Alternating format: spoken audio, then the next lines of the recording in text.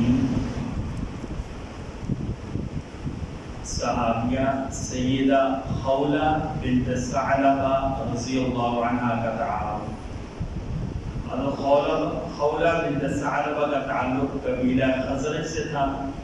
آپ صلی اللہ علیہ وسلم جب مدینہ منورہ تشریف لائے تو یہ پورے خاندان کے ساتھ مسلمان ہوئی اور آپ صلی اللہ علیہ وسلم سے بیعت کا شرف حاصل کیا۔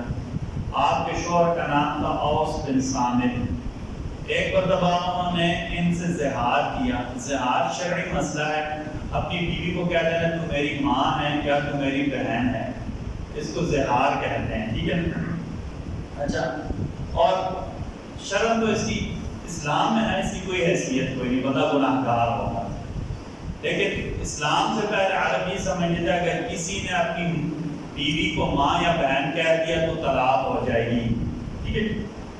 ان کے شوہر اوس بن صامت نے ان سے زہار کیا۔ اسلام سے پہلے زہار کا مطلب یہ ہوتا تھا کہ بیوی حرام ہو گئی۔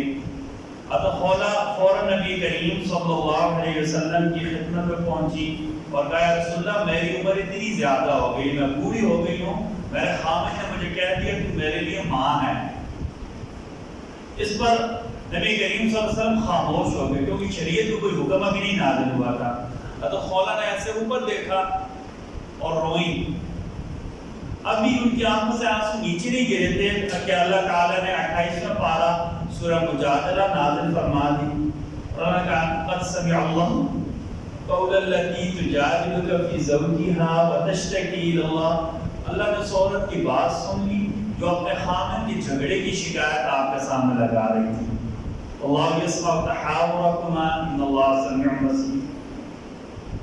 چنانچہ اللہ تعالیٰ نے سورہ مجادلہ نازل فرمائی اور زہار کا حکم اور کفارہ ادا کرنے کا طریقہ بتایا۔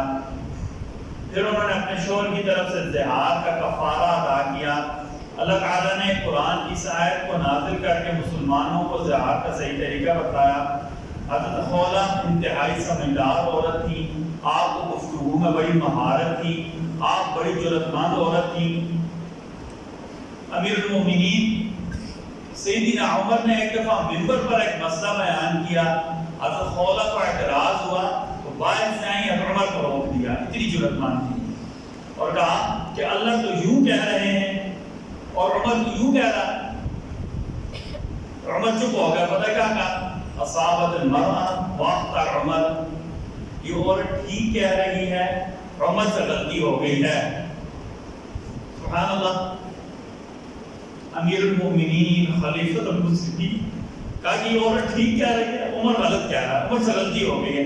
بعد میں ایک بندہ نیا آیا تو نے کہا کہ یہ کون ہے جس نے امیر المومنین کو روک دیا؟ تو عمر نے کہا یہ وہ عورت ہے جو آسمان کی طرف منہ اٹھا کر شکایت کرتی تھی تو اللہ ساتوں آسمانوں پر اس کی شکایت سنتے تھے۔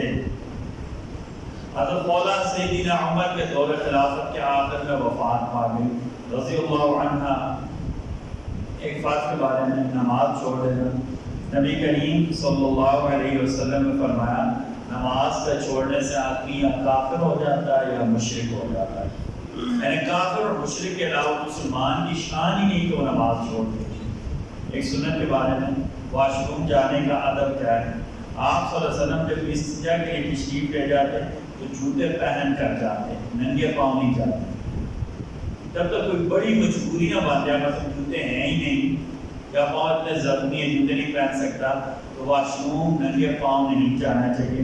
اور آپ صلی اللہ علیہ وسلم ننگے ساتھ بیت الخلاء نہیں جاتے تھے۔ یاد ہمارا علماء نے لکھا کہ ننگے پاؤں یا ننگے ساتھ بیت الخلاء جانے سے اندر جو غلیظ شیاطین ہوتی ہیں وہ بندے کے ساتھ چمٹ جاتے ہیں، کیونکہ حدیث شریف کے مطابق شیطان جنات اور جو شیطان ہوتے ہیں ان کے رہنے کی جگہ واش روم ہوتے ہیں، گندی جگہ ہوتی ہیں۔ آپ صلی اللہ علیہ وسلم کو معمول بار کے آپ ننگے پاؤں بھی واش روم نہیں جاتے تھے اور ننگے ساتھ بھی واش روم نہیں جاتے تھے۔ ایک فضیلت والا عمل، نبی کریم صلی اللہ علیہ وسلم فرمایا ایک آدمی راستے سے گزر رہا تھا، اس نے دیکھا کہ راستے میں کانٹوں والی شاخ پڑی ہوئی ہے، اس نے وہ راستے میں سے کانٹوں والی شاخ ہٹا دی اور اللہ کا شکر ادا کیا کہ اللہ نے مجھے نیکی کی توفیق دی۔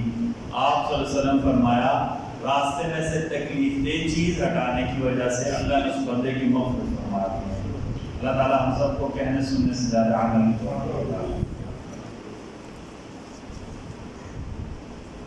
بسم اللہ الرحمن الرحیم، بسم اللہ والصلاة والسلام علی رسول اللہ، بسم اللہ وعلی آلہ رسول اللہ۔ اے ہمارے رب، آپ ہمارا سب رحم کا معاملہ فرمائیں، ہماری نیکیاں قبول فرمائیں، ہمیں برائیوں سے محفوظ فرمائیں۔ میری زندگی کی آخری سانس تک ہمارے جسم کا ایک ایک عضو، ایک ایک جوڑ، ایک ایک رگ، ایک ایک حصہ تندرست فرما دیں، رحمتک یا ارحم الراحمین۔